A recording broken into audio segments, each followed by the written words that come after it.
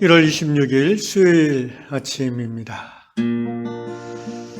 1월달도 벌써 한 달이 다 지나가네요. 오늘도 하나님의 말씀 앞에서 새로움을 입는 은혜의 시간 되시기를 바랍니다. 기도하겠습니다. 하루하루 살아감이 하나님의 은혜입니다. 오늘 내가 이 아침에 눈을 뜨고 또한 나의 믿음이 살아서 하나님 앞에 나아가기를 기뻐함이 주님의 은혜인 것을 고백합니다. 아버지 하나님 감사합니다. 매일매일 하나님의 말씀을 붙잡고 말씀 따라 예수님이 가신 그 길을 걸어가는 이 인생, 이 신앙의 인생이 육신이 끝나는 그날까지 쇠하지 아니하도록 끝까지 이 길을 걸어갈 수 있도록 은혜 베풀어 주시옵소서. 예수님의 이름으로 기도합니다. 아멘. 찬송가 357장입니다.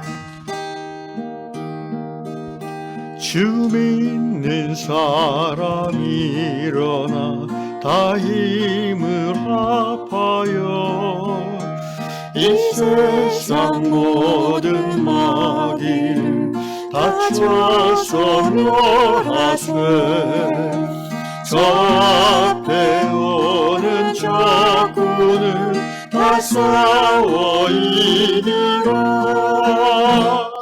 주 예수 믿는 힘으로 온 세상 이기네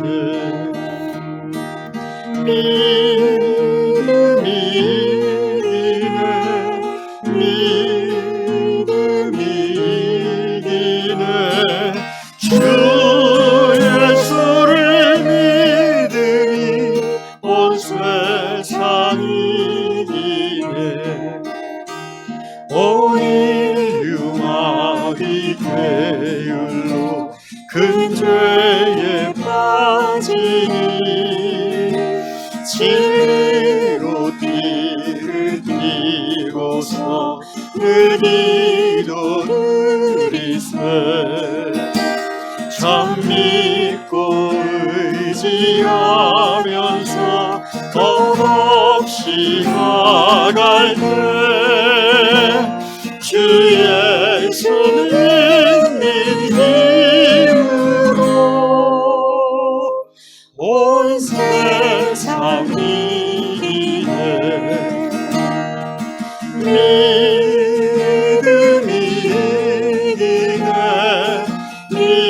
믿음이 이기네 주 예수를 믿으니 온 세상 이기네 끝까지 이긴 자에게 이 옷을 입히고 또 영생 복을 주시는 참 기쁜 일일세 이 어두운 세상 지나서 저 천성 가도록 주 예수 믿는 힘으로 온 세상 이기네 믿음이 이기네 믿음이 이기네 주 예수를 믿으니 온 세상 이기네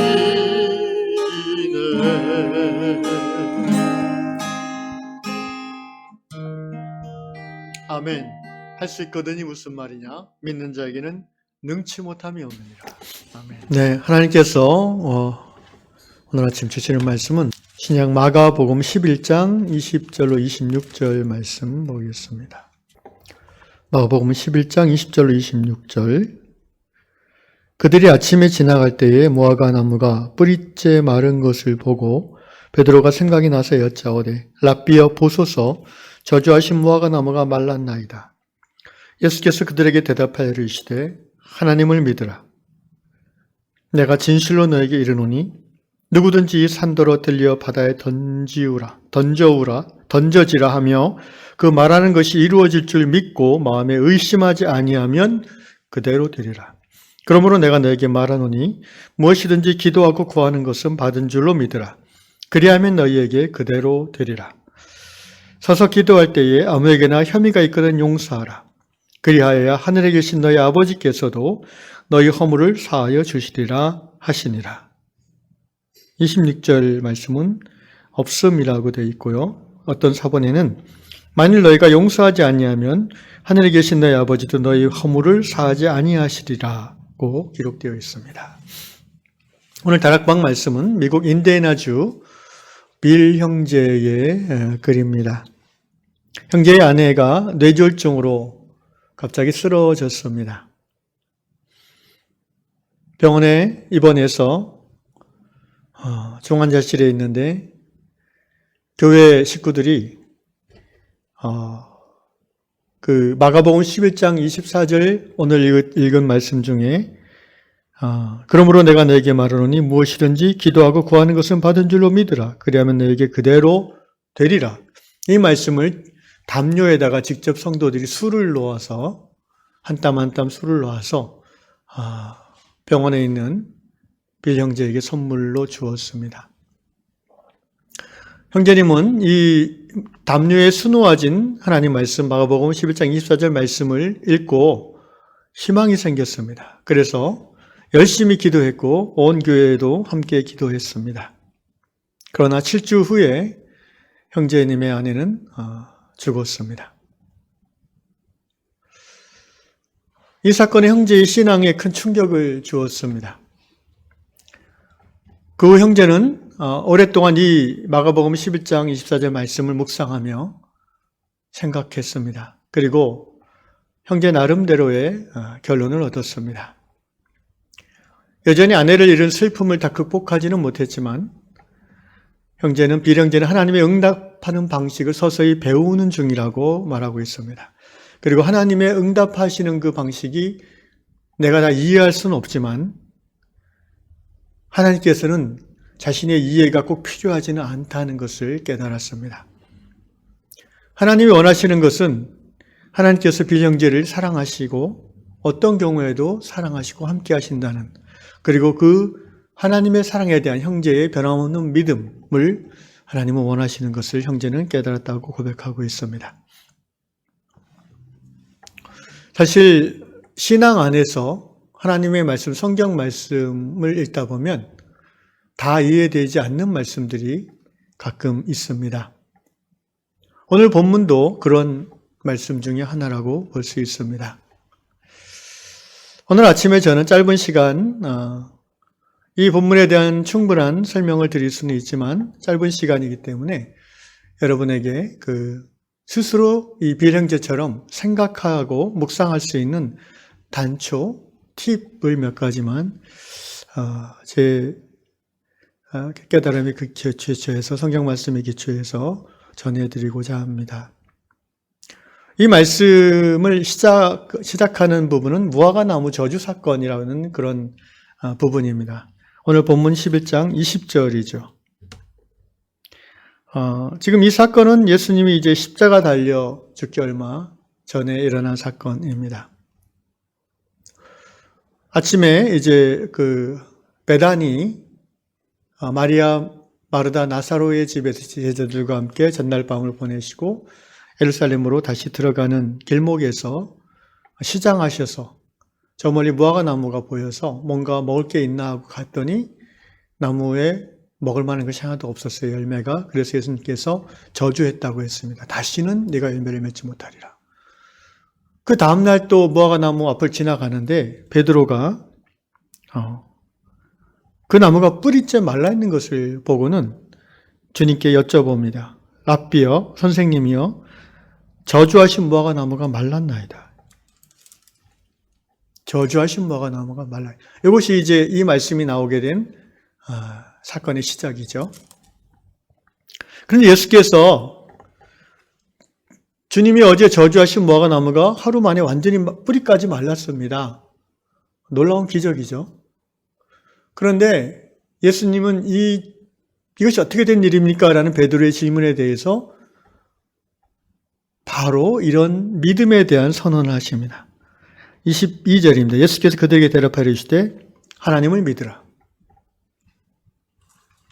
어떻게 보면 베드로의 질문에 대한 정답이라기보다는 그 질문에 대한 여러 가지 답할 수 있는 내용 중에 이제 믿음이란 부분을 탁 꺼내 놓으신 거죠. 하나님을 믿으라. 그러면서 23절 말씀, 유명한 말씀이죠. 내가 진실로 너에게 이르노니 누구든지 이 산더러 들려 바다에 던져지라. 우리 앞에 큰 산이 있는데 그 큰 산이 바다에 던져지라 라고 기도했어요. 선포했어요. 그리고 이 다음이 중요합니다. 그 말하는 것, 자기가 그렇게 선포한 것이 이루어질 줄 믿고 마음에 의심하지 아니하면 그대로 되리라 이렇게 말씀하셨어요. 저는 여기서 이제 의심하지 아니하면이라고 말씀하셨는데 의심하지 않는 사람이 있을까라고 질문해 봅니다. 제가 아마 예수님 옆에 있었으면 이렇게 질문했었을 것 같아요. 주님, 의심하지 않는 사람이 있을 수 있을까요? 왜 의심합니까? 뭔가 하나님의 말씀에 감동을 받아서 또는 뭔가 믿음이 확 올라와서 내 앞에 있는 엄청난 산, 실제 산이라기보다는 비유적인 표현이라고 볼 수 있죠. 해결할 수 없는 난제, 풀어질 수 없는 어려운 문제, 불가능한 일, 그것에 대해서 바다에 던져지라는 것은 뭐예요? 그것이 해결될지어다라고 선포하는 거죠. 믿음이 어느 순간 성령의 충만함으로 감동이 있어서 선포할 수 있어요. 저도 그런 경험들이, 여러분도 그런 경험들이 있지 않습니까? 그런데 1시간 정도 지나면 다시 의심이 들지 않나요? 왜 의심이 드는가요? 이 일이, 내가 명한 이 일이 내 상식과 내 가치관, 나의 세계관을 벗어나는 일이기 때문에 그래요. 쉽게 말하면 내 원래 생각으로는 이거는 불가능해 라는 거예요. 그런데 예수께서는 의심하지 아니하면 그대로 되리라 그러셨어요. 그러면서 덧붙여서 그러므로 내가 너에게 말하노니 무엇이든지 기도하고 구하는 것은 받은 줄로 믿으라. 무엇이든지. 여기 빌령제 같은 경우 우리가 이 말씀에 비춰봤을 때 어떻게 기도했겠습니까? 하나님, 의사들은 가망이 없다고 하지만 하나님 당신은 전능하신 하나님이시기에 내 아내를 살려내실 줄로 믿습니다. 그러면서 정말 기도하지 않았겠어? 7주 동안에 선포도 하고 금식도 하고 여러 가지로 그 교회도 그렇게 같이 믿음의 식구들도 기도했을 겁니다. 그런데 7주 만에 의사들의 말대로 죽었어요. 돌아가셨어요. 무엇이든지 기도하고 구하는 것은 받은 줄로 믿으라. 그리하면 너에게 그대로 되리라. 순전한 믿음을 예수님은 말씀하신 거예요. 문제는 예수님 말씀이 틀린 게 아니에요. 이 말씀을 읽고 행하고자 하는 우리 안에 순전한 믿음이 없는 거예요. 순전한 믿음을 유지하기가 어려운 거예요. 1시간만 지나도 다시 의심이 무럭무럭 솟아오르는 거예요. 여러분은 불가능하다고 여기는 것을 간구하고 선포하고 기도한 후에 끝까지 의심이 안 들었던 적이 있습니까? 저는 그런 적은 없는 것 같습니다. 제가 불치병 환자를 앞에 놓고 선포한 후에도 물론 그 시간에는 성령의 기름 부심으로 의심 안 한다고 할 수 있어요. 그런데 집에 가면 난 또 의심하게 되더라고요. 만약 우리가 예수님 말씀대로 마음에 의심하지 아니하면 그대로 받은 줄로 온전히 믿을 수 있다면 정말 산이 바다에 던져질 것이고 시한부 말기암 환자가 그 자리에서 얼마 지나지 않아 완치되는 사건들을 우리가 수시로 보게 될 것입니다. 하나님의 말씀이 틀린 게 아니에요. 내 안에 온전한 믿음이 유지되지 못하는 것이 문제인 것입니다.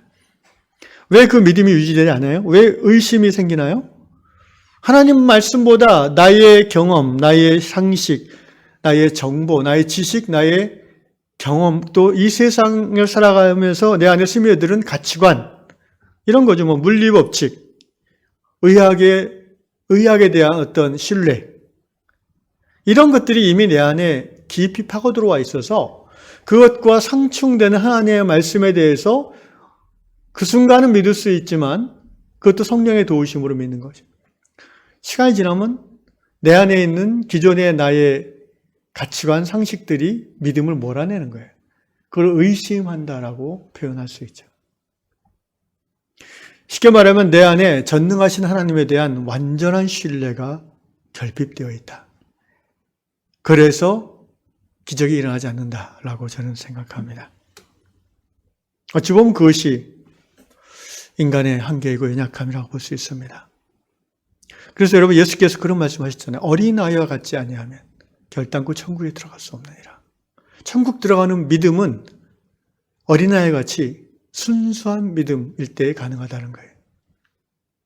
아이들은 마치 흰 도화지와 같아서 엄마 아빠 또는 뭐 권위자라고 할 수 있는 뭐 할아버지, 선생님, 목사님 이런 분들이 얘기해주면 그대로 이렇게 스며들잖아요. 그 아이의 그 생각에, 마음에 그냥 적어지는 거예요. 왜냐하면 그 이전에 다른 그 내용들이 없기 때문에.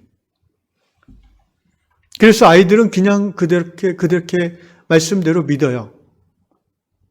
그냥 그렇게 될 거라고 생각해요.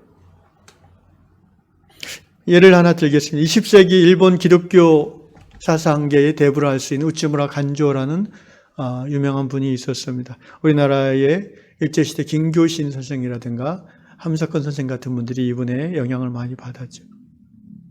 그런데 이 우츠무라 간조 목사님이 사는 지방에 오랫동안 비가 오지 않아서 가뭄이 들었어요. 어느 날 두 아들과 함께 아침 식사를 하면서 우리 같이 기도하자. 하나님께서 비를 내려주실 수 있을 거야.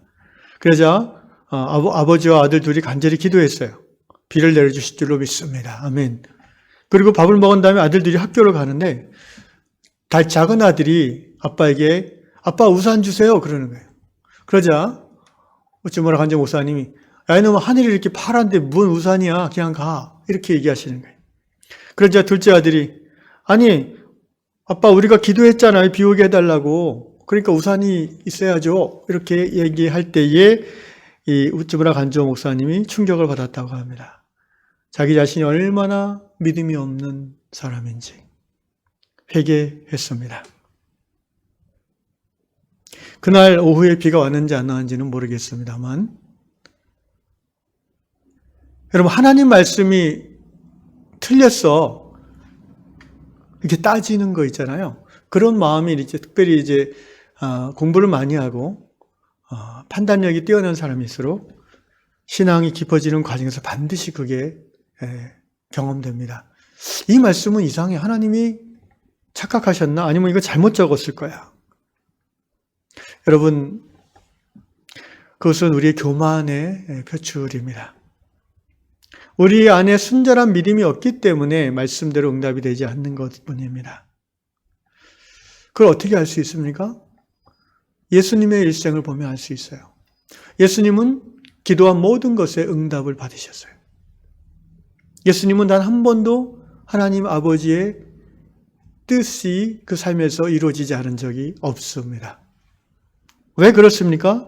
예수님은 온전한 믿음의 소유자였어요. 하나님 아버지와의 완전한 사랑의 하나됨 속에서 아버지의 뜻을 깨달아 구할 때에 하나님은 모든 것을 응답하셨습니다. 그러니까 예수께서 자신 있게 얘기하시는 거예요. 너희가 무엇이든지 기도하고 구하는 것은 받은 줄로 믿으라. 그리하면 너희에게 그대로 되리라. 당신이 그렇게 살았기 때문입니다. 오늘 우리 앞에 놓인 거대한 산과 같은 믿음의 장애물들이 있습니다. 현대의학의 한계가 장애물이 될 수 있고요. 내가 알고 있는 상식의 물리법칙 또는 세상에서 살면서 내 안에 들어왔던 굳건한 가치관들, 돈에 대한 생각들, 결혼에 대한 생각들, 자녀 양육에 대한 가치관들, 사실은 이런 것들이 우리가 믿음대로 순종하지 못하게 하는 믿음의 장애물이 될 수가 있습니다. 우리는 도저히 불가능해 보이는 사건을 앞에 놓고 하나님 앞에 기도할 때에 하나님 말씀이 틀린 것 같아. 하나님은 없는 것 같아. 하나님은 날 사랑하지 않아 라고 이야기하기 전에 주여 나의 믿음 없음을 불쌍히 여기소서 이렇게 긍휼을 구하는 기도를 먼저 해야 될 줄로 압니다. 그럼에도 불구하고 25절 6절에 보면은 온전한 믿음, 순전한 믿음을 유지할 수 있는 주님의 팁이 하나 있는데 그건 뭐냐면 용서함입니다. 예수님께서 지금 맥락에 어떻게 보면 맞지 않는 말씀을 툭 하시는데 25절 서서 기도할 때에 아무에게나 혐의가 있거든 용서하라. 그리하여 하늘에 계신 내 아버지께서 너의 허물을 사하여 주시리라. 그러면서 만일 내가 용서하지 않으면 마태복음 6장에 나오는 말씀이죠. 5장에 나오는 하늘에 계신 내 아버지도 너의 허물을 사하지 아니하시리라. 여러분 내가 나에게 죄 지은 자를 용서하지 않는 것이 내가 하나님을 믿는 것에 장애가 된다는 것입니다. 나의 믿음이 온전하지 못하는 중요한 이유 중에 하나는 용서하지 않음을 유지하기 때문에 그래요. 제가 작년에도 그랬고 송구영신 예배 때도 용서에 대한 이야기를 몇 번 말씀을 전했는데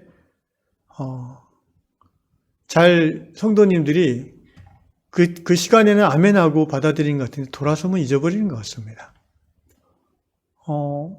몇몇 분들하고 얘기하면서 그런 느낌을 제가 받았어요. 무슨 말이냐면은 제가 늘 강조한 게 그거 성경이 강조하는 게 뭡니까? 용서라는 거는 하나님의 뜻이다. 용서하는 거는 그건 하나님 명령이다.